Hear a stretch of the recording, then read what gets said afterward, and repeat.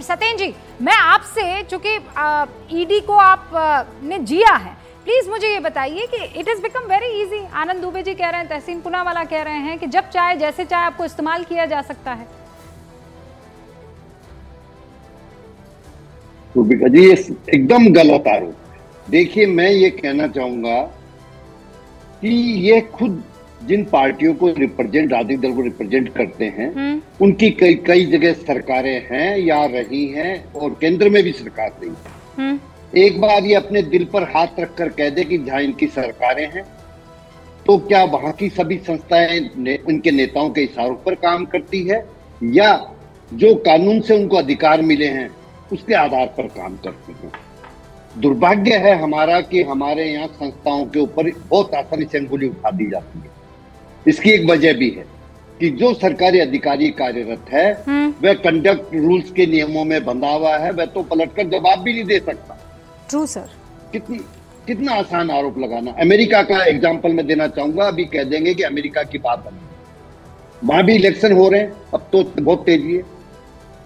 पूर्व राष्ट्रपति Donald Trump को कितनी बार जांच के लिए बुलाया गया, पेश हुए, गिरफ्तार हुए, जमानत हुई। क्या सड़कों पर लोग उतरे? क्या उन्होंने आह्वान किया लोगों का कि आप सड़कों पर आइए, संस्थाओं पर अंगुलियां उठाइए, पुतले जलाएं, अफसरों को धमकाएं? ये हुआ? पर दुर्भाग्य है कि हम अपने देश की संस्थाओं पर अंगुली उठा रहे हैं, सिर्फ न्यायालय को छोड़कर। वो भी डायरेक्ट अंगुली नहीं उठ रही है, इनडायरेक्ट उठ रही है, क्योंकि डायरेक्ट उठेगी तो सब जानते हैं कि कंटेम्प्ट ऑफ कोर्ट में उनको सजा हो सकती है। एब्सोल्युटली। उसके ये जो बात आपने सतेन जी की है ना, ये 100% सही बात है। इसीलिए तहसीन पूनावाला यहाँ खड़े होकर ताल ठोक के कह देते हैं ये तो ईडी नहीं, ये तो बीडी है। तहसीन जी, दिल पर हाथ रखकर कहिए ना कि क्या ये संस्थाएं जो हैं वो सिर्फ इसीलिए आई हैं कि किसी के इशारे पर काम कर सके? यही दुर्भाग्य है। और मुझे एक सतेंद्र जी जैसे बहुत अच्छे अफसर है, जिनको मैं सलाम करता हूँ, जिनके सामने मैं सर झुकाता हूँ, और ये इंटीग्रल ऑफिसर है, यहाँ पर आकर बात भी करें। लेकिन जो वर्तमान ऑफिसर्स हैं, मुझे बहुत दुख के साथ कहना है, इनको ये समझना चाहिए कि संविधान के पहले 4 शब्द है हम भारत के लोग, ना कि हम दो, हमारे 2 प्रधानमंत्री और गृह मंत्री, और उनको उनके इशारे पे नहीं, बिल्कुल उनको संवैधानिक रास्ते में। मनोहर कहानियां डेटा के साथ रूबिका जी, आप डेटा लेने लीजिए। प्रूफ कर रहा हूं, आप प्रूफ दीजिए ना। बिल्कुल, आपके शो पे बिना प्रूफ के कैसे होगा? आपके शो पे बिना प्रूफ के कैसे आएगा? बताइए क्या प्रूफ है आपके पास? 2014 के पहले जब प्रधान ईडी की जो रेड हुए, 55% विपक्ष पे, 45% कांग्रेस यूपीए के लोगों पर हुए। आज वर्तमान में 95% रेड्स विपक्ष पे होते हैं, 95% रेड। और इसमें चमत्कार सुनिए, चमत्कार सुनिए। इसमें दलील ये हो सकती है ना, तहसीन पूनावाला, इसमें दलील ये हो सकती है कि ज्यादा भ्रष्टाचार वहां हो रहा है, इसलिए केसेस हो रहे हैं। मान लिया। चौधरी साहब का नाम सुना है? आंध्र प्रदेश से एमपी, बीजेपी के प्रवक्ता और एमपी आपके शो पे आते हैं, जीवीएल नरसिम्हा राव जी चिट्ठी लिखते, ये सबसे भ्रष्ट आदमी है, इसका पैसा विदेश से आया, इस पे ईडी की कार्रवाई होनी चाहिए। ईडी की कार्रवाई चालू हो जाती है, फिर क्या होता है? वाइस चौधरी आ जाते भाजपा में, कार्रवाई बंद, छू मंतर कार्रवाई। 25 लोगों के नाम बता देता हूं, ये है ईडी की प्रोफेशनल एजेंसी। शाजिया इल्मी, ये आप लोग जो हैं वो, सतेन जी भी मना कर रहे हैं, लेकिन सतेन जी बस मैं आपके पास 30 सेकंड में आ रही हूँ। शाजिया इल्मी, जवाब दे दीजिए। डराओ बता दूं, इन्फोसिस का पेड अप कैपिटल था $250। और जैसे ही बीजेपी में आ जाए तो सारा काम धीमी रफ्तार से चलेगा। नहीं, सबसे पहले तो मैं दो चीजें मैं सबसे पहले तो तहसीन जी से पूछना चाहती हूँ कि राहुल गांधी तो बहुत घूमते फिरते रहते हैं, दुनिया में भर जाकर बात करते हैं भारत के लोकतांत्रिक प्रणाली की। अगली बार जाके बताएं हार्वर्ड बिजनेस स्कूल को कि कैसे एक 5 लाख की कंपनी 90 करोड़ का लोन लेकर उसको खा जाती है। पेड अप कैपिटल $250 था। Paid up capital has nothing to do with loans, क्योंकि वो जो काम किया है, इतने बड़े उद्योगपति हैं। नहीं, वो तो बहुत जरूरी है जानना। तो मेरी तरफ से राहुल गांधी बताए नेशनल हेराल्ड में, यहाँ पे इकोनॉमिक्स सिखाने आया हूं। Paid up capital has nothing to do with loans. सबसे पहले तो ये बताइए, और दूसरी बार बताओ, येलो, ग्रीन, ऑरेंज और रेड होता है। रेड सबसे सिवियर होता है, ऑरेंज उससे कम होता है, उससे नीचे ग्रीन होता है और ऑरेंज येलो होता है। तो अगर केरल के चीफ मंत्री जो हैं, चीफ मिनिस्टर पिनरई विजयन कह रहे हैं कि ऑरेंज था, और अगर अमित शाह जी कह रहे हैं कि उसके बाद रेड था तो उसमें कोई दिक्कत नहीं। आप शायद जानते नहीं इन कोड्स का मतलब क्या है। तीसरी और ज़रूरी बात, आप क्यों भटका रहे हैं बात को इस बात से कि राहुल गांधी ने डर के मारे रात के 1 बजे जब उनको लगा कि वो भागे अच्छा ठीक है, आपने करेक्ट कर दिया, आपने करेक्ट कर दिया, समझ में आ गया। पर ये तो बताइए, आप पर बार बार ये लोग ये आरोप लगा रहे हैं, डर के मारे उन्होंने आप पर ये आरोप लगा रहे हैं करूंगी कि आप कीजिए, भटका रहे हैं बात को, कीजिए, वो तो आपने कह दिया है। मैं बार बार वायनाड की बात करूंगी। अरे वायनाड की बात कीजिए, आपको किसी ने इनकार थोड़ी किया, पर मेरे सवाल का भी तो जवाब देंगी ना आप।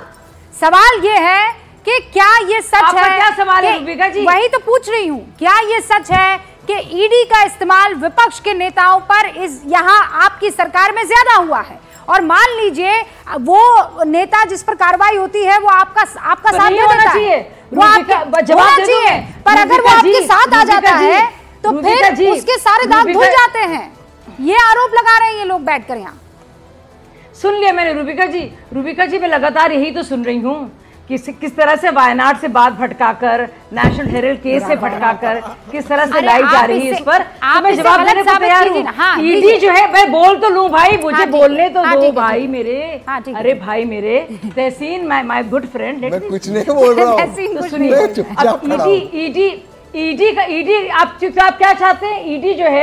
ईडी जो है काम ना करे। अगर भ्रष्टाचार हो रहा है तो ईडी उनको उसके लिए कार्रवाई ना करे। आपको याद है साहू के घर में ईडी ने कितने पैसे पकड़े थे? आपको कुछ आइडिया है? कौन है साहू? कौन है? किस पार्टी से है? तहसीन इतना तो मालूम हुआ ना कि कांग्रेस पार्टी के राज्यसभा के इतना ज्यादा पैसा। आपने पहाड़ देखे हैं, पहाड़ कैश के। आपको लगता नहीं कि ईडी अच्छा काम कर रही है? मुझे लगता है ईडी बेहतरीन काम कर रही है और भ्रष्ट से भ्रष्ट लोगों को पकड़ रही है, उसका प्रमाण दे रही है। और अगर कुछ लोगों में अगर आपको लग रहा है कि उसमें कुछ लोगों के खिलाफ बहुत देरी हो रही है, ढीले काम हो रहा है, तो आप क्यों नहीं इस पर मामले को उठाते? PIL कीजिए, जाइए और बताइए, प्रमाण दीजिए। कौन रोक रहा है आपको कोर्ट जाने से भाई? तहसीन, आप लोग तो कोर्ट जाने में बड़े माहिर हैं। 10 सेकंड इसमें क्यों चुप हो जाते हैं? जाइए ना, कोर्ट जान चली जाती है आपकी। और फिर मैं आऊंगी कि वायनाड क्यों नहीं पहुंचे राहुल गांधी, इतने लापरवाही क्यों की, और आनंद जी भटका रहे हैं मुद्दे से। आनंद जी 2 सवाल है, लेकिन उससे पहले 20 सेकंड में अपनी जवाब को रखिए। पहली बात तो आपके माध्यम से सभी, पहले एक तो आपके माध्यम से IBN के सभी दर्शकों को, CNN न्यूज़ 18 के सभी दर्शकों को बता दो, रुकिए पहले करेक्ट करेंगे।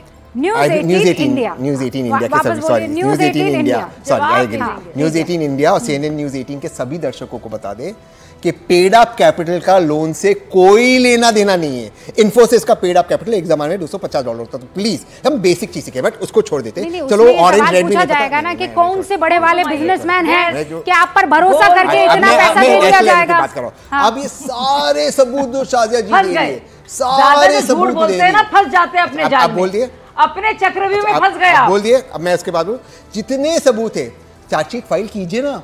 काहे नहीं कर रहे चार्जशीट? 2015 का केस है ना, काहे नहीं कर रहे चार्जशीट? क्योंकि आपको पता है, आपके पास आप सिर्फ आकर हिट एंड रन करना है। बाकी आपको कुछ आता नहीं है। चार्जेस 2015 का केस है, 2024 में है। प्रधानमंत्री हो सकता है संपत्ति जब्त करने का आदेश कोर्ट की तरफ से आया कि नहीं आया? अगर सब चीज बढ़िया थी तो संपत्ति जब्त करने का आरोप क्यों आ गया? आदेश क्यों आ गया? क्योंकि ईडी में प्रोविजनल अटैचमेंट का लॉ के अंदर है, वो बाय लॉ होगा।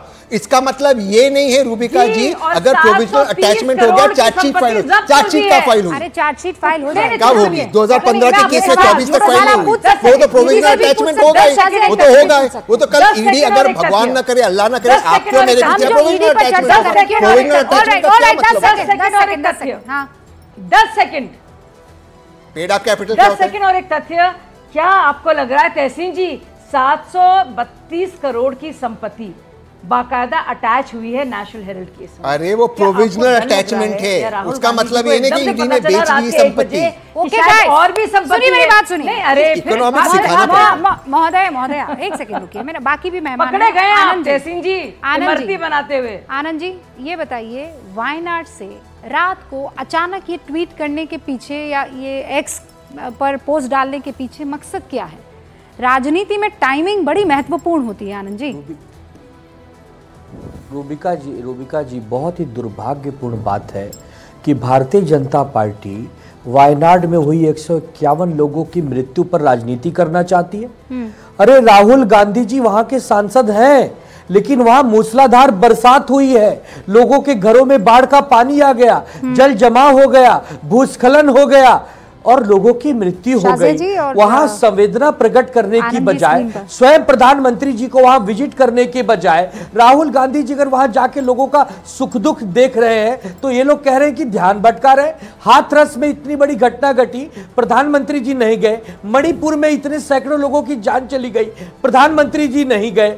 मैं क्षमा मांगता हूं, हाथ जोड़ता हूं भारतीय जनता पार्टी के नेताओं से, लोगों की मृत्यु पर राजनीति मत करो। राहुल गांधी जी ने जो ट्वीट किया है उस पर बात करो, लेकिन यह आरोप मत लगाओ कि वायनाड से ध्यान भटकाने के लिए राहुल गांधी जी ने ट्वीट किया। एक भारत देश के इतने बड़े लोकतंत्र की प्रक्रिया का नेता प्रतिपक्ष अगर ये आपत्ति जता रहा है, ये संकेत दे रहा है कि हो सकता है कि मेरे ऊपर दबाव बनाया जा रहा है, मेरे ऊपर हमला हो सकता है, मेरे यहाँ ईडी का रेड हो सकता है, तो उस पर गंभीरता पूर्वक काम और सोच विचार करने की बजाय ये लोग उनका हंसी उड़ा रहे